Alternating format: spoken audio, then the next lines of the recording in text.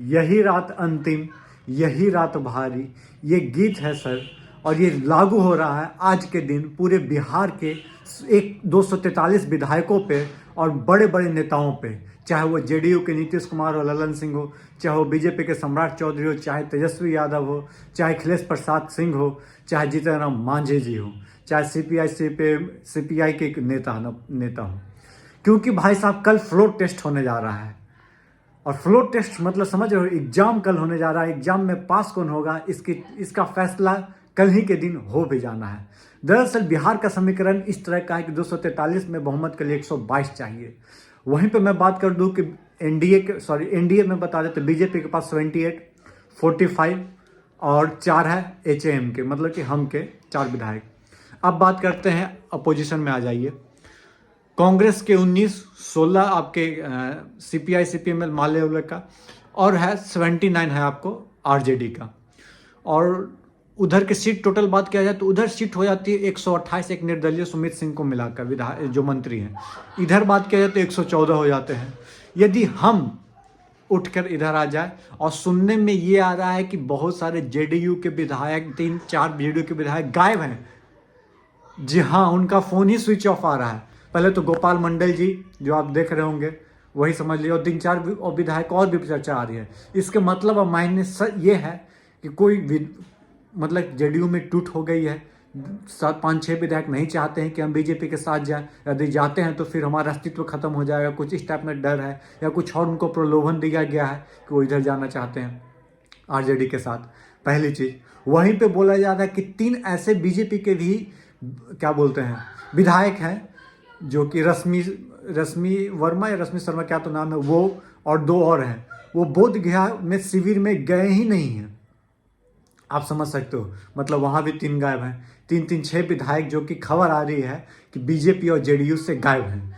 मतलब कि यदि 6 विधायक गायब हो जाते हैं तो समझिए कि खेला हो गया। लेकिन यहाँ दिलचस्प देखना यह है कि भाई साहब ये आरजेडी का हाथ है इसमें। और लेकिन वहाँ पे एक बात और कही जा रही है कि भाई साहब आरजेडी से भी 10-12 विधायक गायब हैं।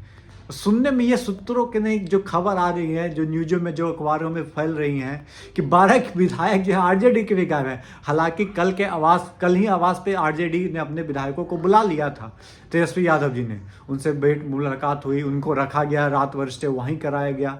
अब देखना दिलचस्प होगा क्या अफवाह कहाँ है, क्या आरजेडी से विधायक गायब हैं या जेडीयू और बीजेपी से। 6-7 विधायक और गलती से मांझी जी निकल दिए तो सरकार ढह के गिर जाएगी। उसके बाद क्या वो समर्थन देते हैं आरजेडी को, या तो फिर प्रेसिडेंट रूल, राष्ट्रपति शासन। देखना यही दिलचस्प होगा। क्योंकि कांग्रेस के विधायक तो चले गए थे आपको हैदराबाद, लगभग सभी लोग, 16 लोग चले गए थे, 3 लोग बस यहाँ बचे थे। तो सभी लोग आ रहे हैं रात को। उसी तरह बोधगया से सभी बीजेपी के विधायक निकल चुके हैं पटना के लिए। जेडीयू का बैठक हुआ, उसमें नीतीश कुमार ने बोला कि सबको एकजुटता रहना है, एकजुट दिखाना है सबके साथ। देखना दिलचस्प होगा, क्योंकि भाई साहब इतना दिन फ्लोर टेस्ट के लिए मिल गया है कि मैं बता नहीं सकता। 12 दिन बहुत ज़्यादा होता है। अब खेला होता है कि नहीं देखना ये होगा, क्योंकि कल के दिन भाई साहब बिहार में हंगामा भरपूर है। Politics at the peak point पर होने जा रही है। गलती से भी यदि सरकार गिर जाती है तो समझिए कि आरजेडी जिंदा नहीं, एकदम उफान मारेगी। नहीं बोलते हैं लालू यादव के सबसे बड़ी जीत होगी, मैं बता रहा हूँ। अभी तक के किंग मेकर का जो खिताब दिया गया था उनका, वो रियल में किंग मेकर कल साबित हो जाएंगे यदि कल होकर सरकार गिरे। क्योंकि बीजेपी के पास पैसा, पावर सब कुछ है। उसके बाद भी यदि लालू यादव जीत जाते हैं, कल उनकी पार्टी जीत जाती है, सरकार बना लेती है, तो समझिए भाई साहब लालू यादव इसी तरह नहीं बोलते हैं कि जब हमने के भैंस नहीं पटक सका तो ई का पटक देगा। फिर सच में साबित होगा। देखना दिलचस्प ये होगा कि क्या ये बात ही है या इनमें कुछ हकीकत भी है। अफसाना ही तो नहीं है बस। चलिए देखना दिलचस्प होगा। वही लास्ट लाइन, यही रात अंतिम, यही रात भारी।